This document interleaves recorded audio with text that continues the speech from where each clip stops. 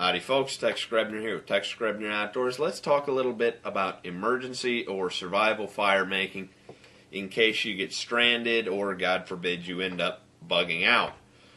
But I, like maybe some of you, am a fan of the show Survivor Man with Les Stroud. However, Les Stroud on Survivor Man normally has to get pretty darn creative about fire making.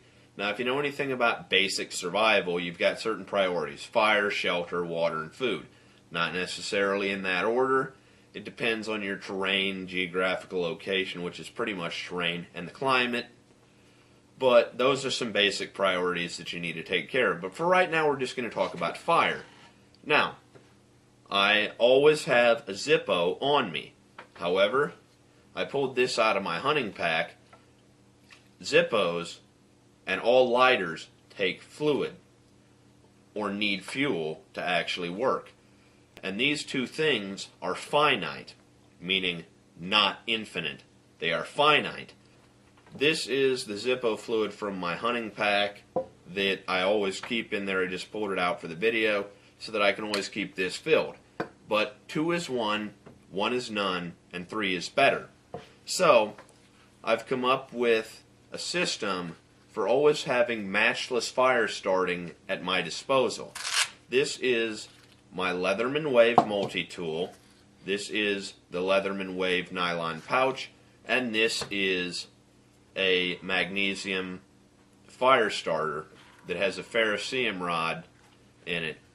And I discovered one day that in the Leatherman Wave pouch, the nylon pouch, it has this elastic overlay for the bit card.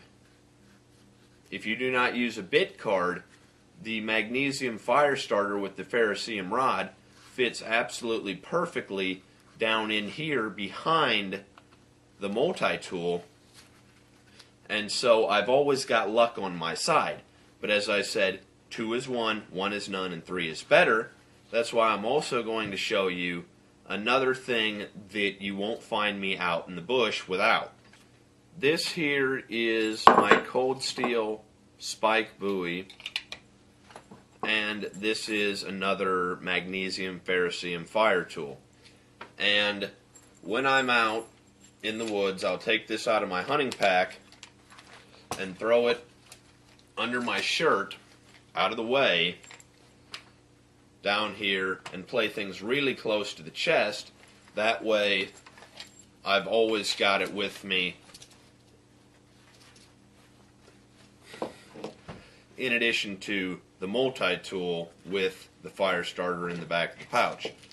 Now, the way to use one of these is either I use the file on the Leatherman and use that because it's a very abrasive surface to throw a spark.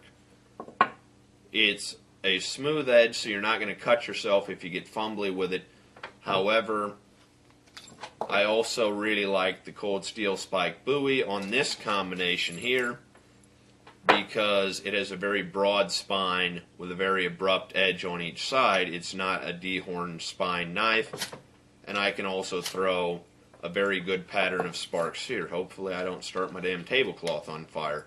I really like this system because it gives me a multiple of 2, and I always have fire capability with a tool, and they're both very unlikely to be lost because this is going to be around my neck and this is always on my belt. So a multi-tool's usefulness in a survival situation speaks for itself.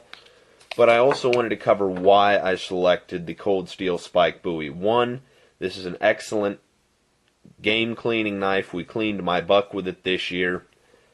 But it has a very wide spine and it's very wedge-like, and so it's a good kindling knife and very good for shaving tinder.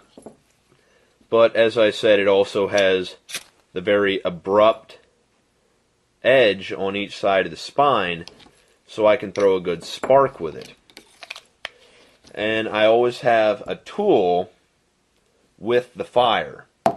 So I hope you enjoyed watching. Hope this video has been helpful, maybe some food for thought. As always, God bless all my Ted Nugent blood brothers, the sportsmen of America. Join the NRA to protect our rights. Please check out my friends over at legallyconcealed.org. Thank you very much to those of you involved in law enforcement and those of you served in the military. And thanks for watching Tex Grebner Outdoors.